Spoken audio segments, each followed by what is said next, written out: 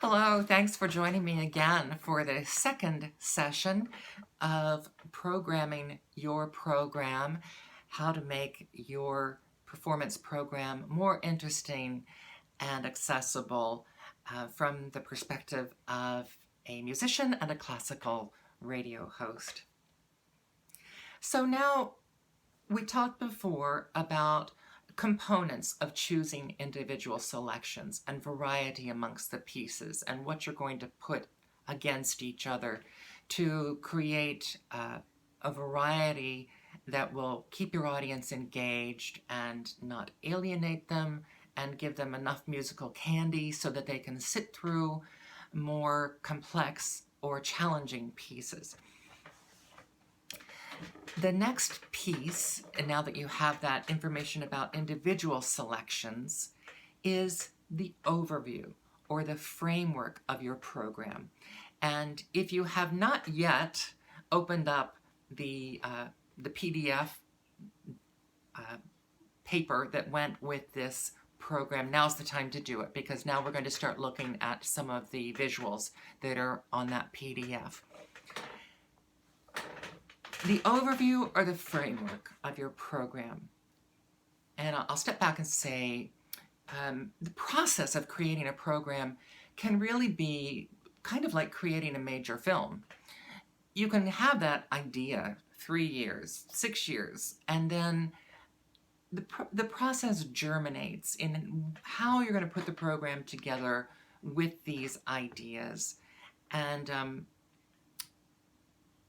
And then when I start creating a solo performance program, I have that rough idea often of what pieces I want to use, usually a combination of things I already play and things I want to pick up. And then I have my main overarching idea of what the program is about. My programs are usually involve historical research and biography. So then I plug these pieces into a framework flow of the whole, and several things determine that flow. The flow may be determined by what I'm saying throughout the program, but I also consider those elements we talked about before. And then, of course, over time, as I practice and work on the program, some pieces get trimmed out, other things may be added, and I might even shift pieces around, because at that point, it is this overarching framework and flow of the program that I'm focusing on, not to the detriment of the individual pieces, but to bring them out and set them within. It's like setting flowers in a nice bouquet. You want each one to have its own place within the whole.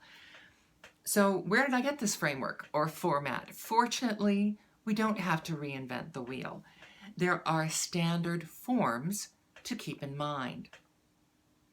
Now, I'm currently working on a project with the pianist, composer, George Peter Tingley, who has many pieces of piano pedagogy. His music is in the soundtracks of many television shows.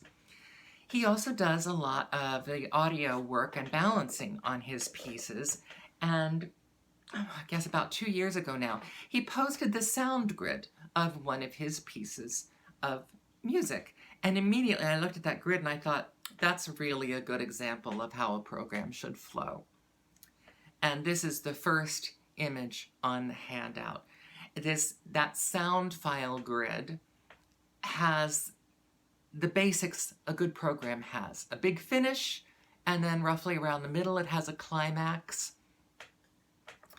So that's a starting point. That's a sound grid of one song that has a very good representation of the way a program should flow or can flow.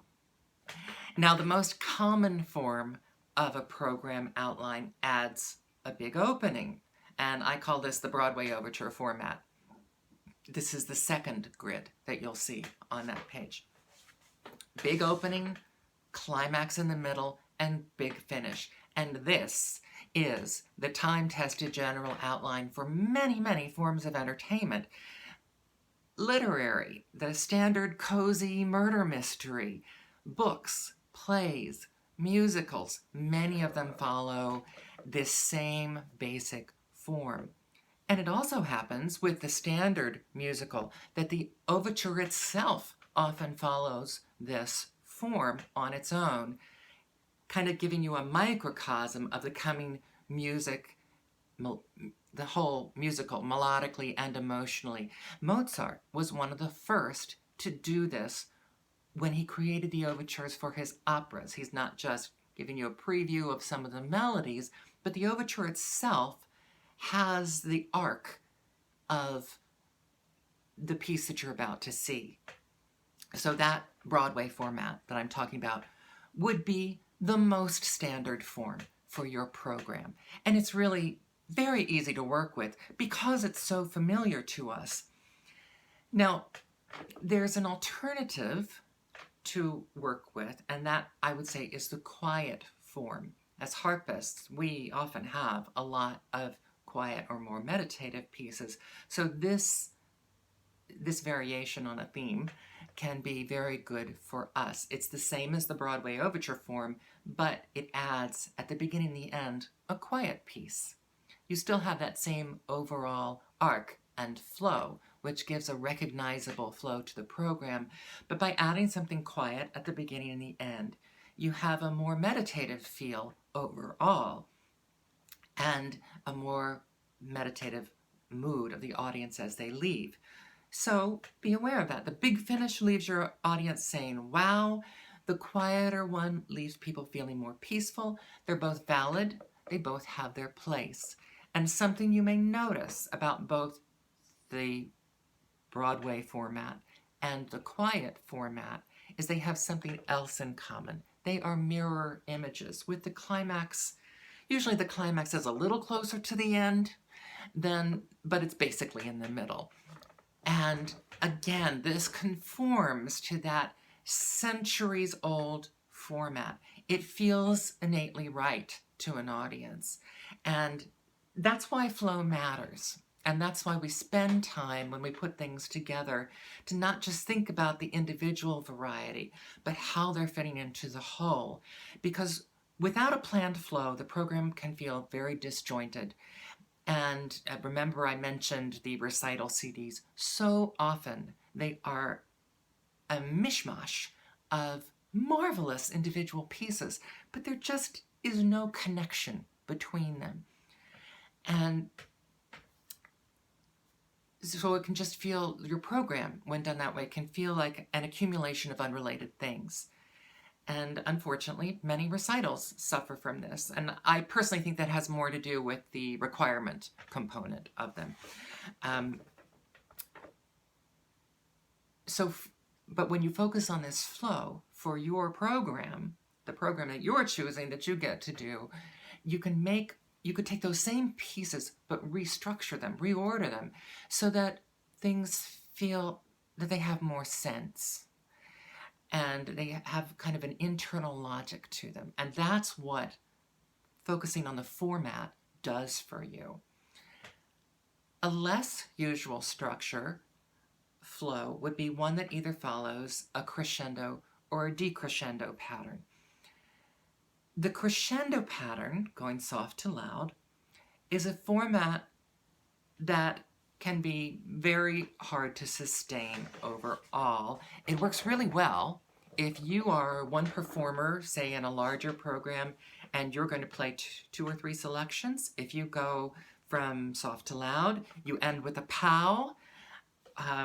So that's a great way to make use of that. The decrescendo, loud to soft format, has the same problem that the crescendo format can have. Even if you're having the crescendo, it can feel kind of sleepy in the middle because it's a gradual increase.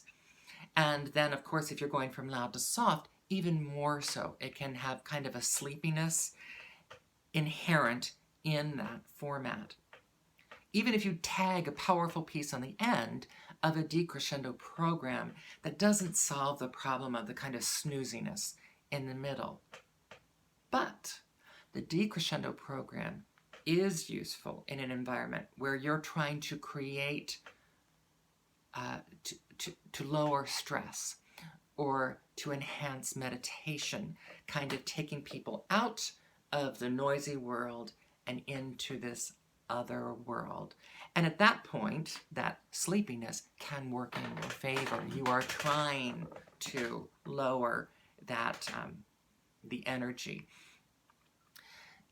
So hopefully you understand these format elements can help you make your program more coherent and also have a more purposeful impact of the entire piece depending on which format you're using. So my purpose is not to advocate for one or the other. The one is the most common, the Broadway format, but the thrust of my point is to encourage you to be intentional in both your selections and your format.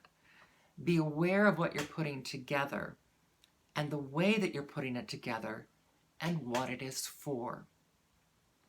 Pardon me. And that leads us to, who is your market?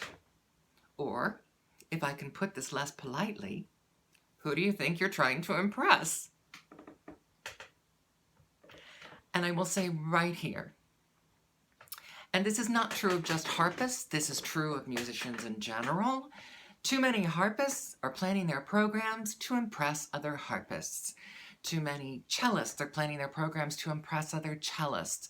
And this is a natural result of what we go through in training and schooling, and where those are the people we have to impress, and those why we chose those selections, and those people all know these same pieces, and that's fine for a scholastic environment. It has a place there. But once you get out of that, forget it. Really, forget it. One of my concert pianist friends did a performance about, a couple years ago now. 2 hours of big name, long, large concert works, each one of them notoriously difficult works. Not one piece of musical candy in the bunch. I looked at that program and my first thought was, who is he trying to impress? Now, he was performing at a music school. It crossed my mind, well, maybe he's trying to get a job at that school, so he has to do all these big works to make a mark on them. And the program was impressive. He's an incredibly impressive performer. But that program would be very tiresome to sit through, even for classical music lovers. That program was going to be a long, hard sit because every piece was long. Every piece was complex. Every piece required intense focus. That's really hard on an audience, and it's especially hard on any of your audience members who are not conversant with classical music, who are not conversant with concerts, who may be just coming to try something different. And that component of your audience should not be sneezed at, because those are the people that can potentially become either regular attenders of other concerts or will be turned off and not come back again. That is the growth portion of your audience. As harpists, our training, our schooling, and this is also true for most classical musicians and other artists, our role models can be focused on that big solo above the title concert career. And we can easily forget that most working musicians, like most working actors, don't have that career. 98% of us don't have that career. So if that isn't who you are, why are you continuing to choose those pieces? Now, of course, those pieces have a place in your pedagogy. They have a place in your growth as a musician. But I'm talking about when you're making the selections, that you choose to present to your audience. Along these lines, I went to a summer camp, a summer music camp, and it happened to be one that adults could attend, and I decided to try it that summer. It happened that one of the other adult students was actually a Nobel Prize winner. And I watched with interest through the week as he would corner various members of staff and really very forcefully say to them, aren't music conservatories selling a dream that doesn't exist? That's a conundrum that all of us in the arts deal with. Is your art school, is your conservatory, is your theater school selling a dream that doesn't exist for the majority of artists? Now, yes, they help you prepare to have that dream just in case, but are they selling something that doesn't exist for most artists? And the intense focus of the schooling and the media on the big career does not help the majority of us determine who and what our individual market really is. I would encourage you, unless you have a particular reason to do so, stop planning your programs to impress other musicians. Here's one way to think about it. Stop thinking of your program as a recital. Even if, there'll be places where I have a whole nother program lined up, and for ease of wording, they'll put on the marquee Harp recital, and I'll be,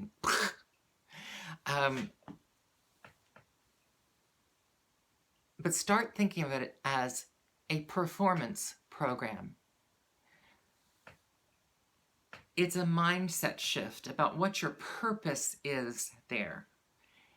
Are you there just to reiterate the things you've done in the practice room, or are you there to perform for these people, which has an implication of sharing with it?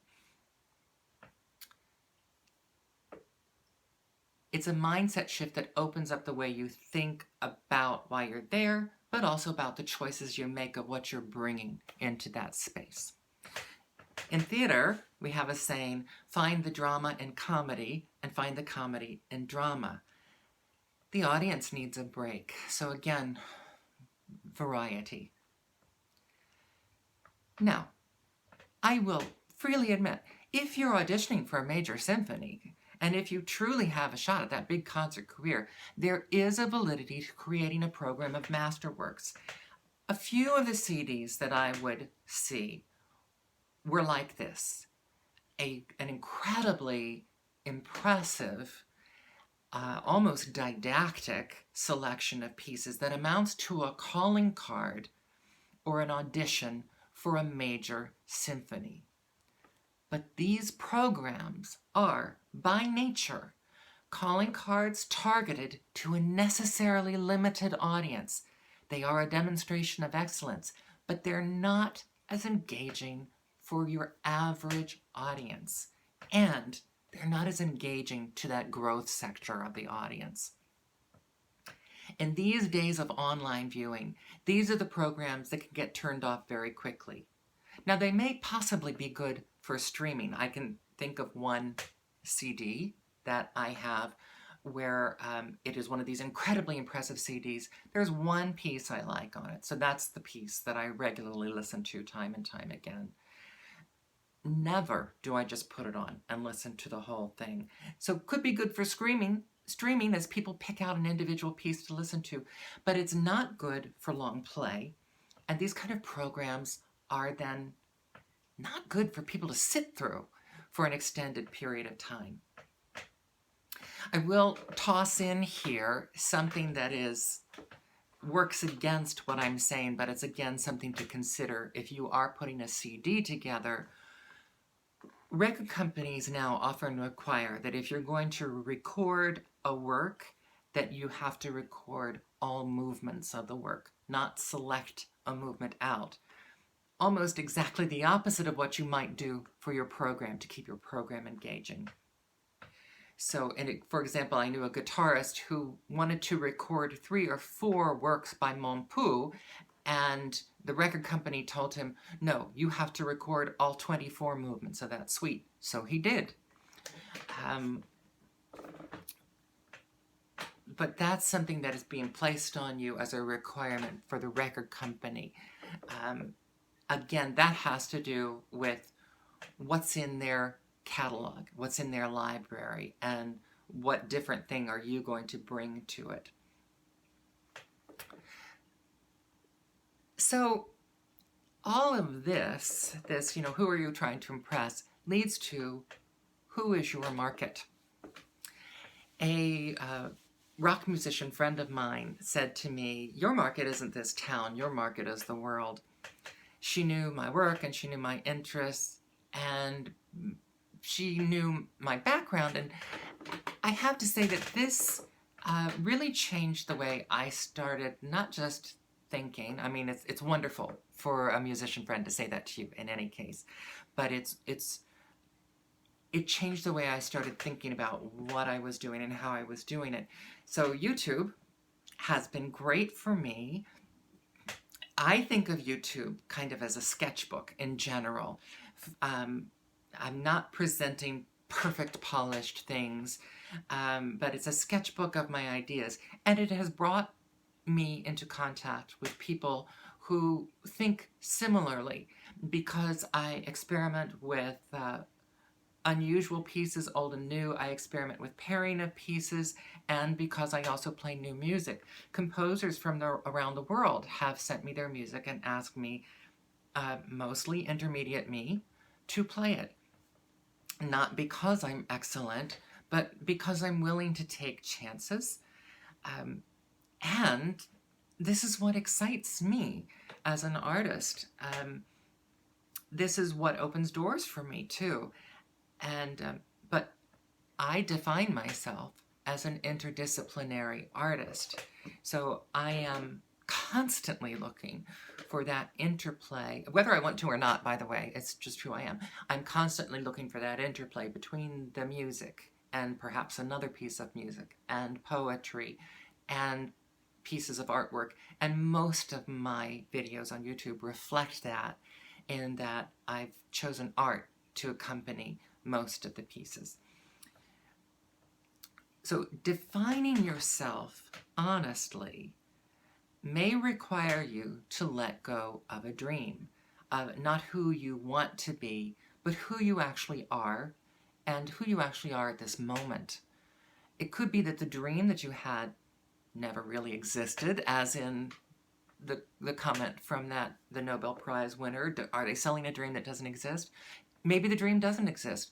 Or as you grow, you may realize that that particular dream, wherever that dream is, may not exist for you because it may not be right for you and your life and your interests.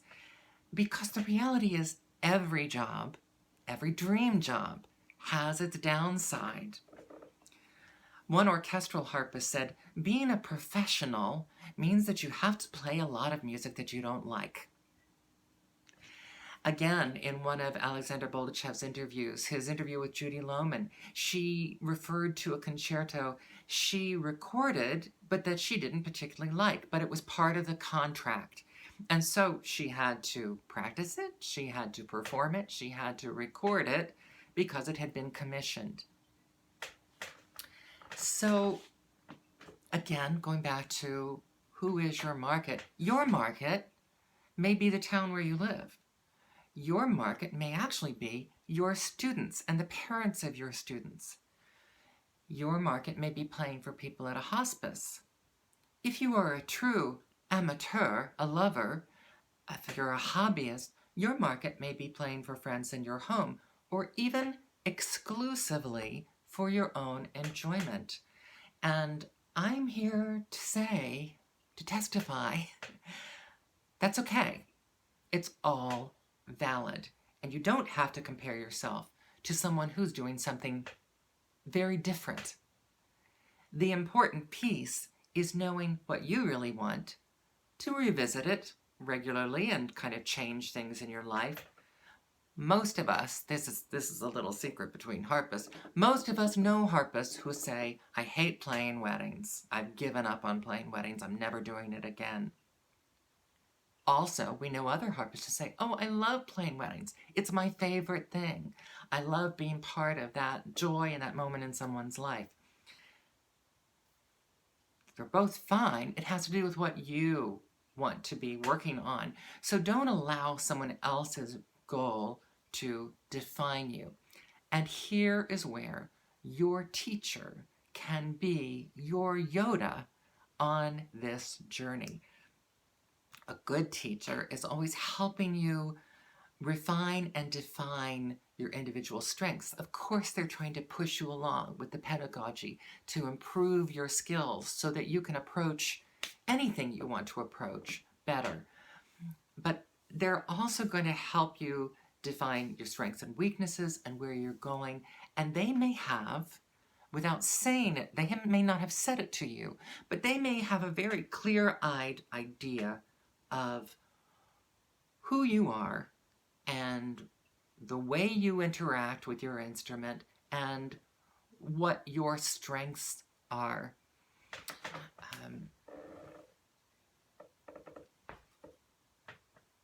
So your teacher can be a big help to you.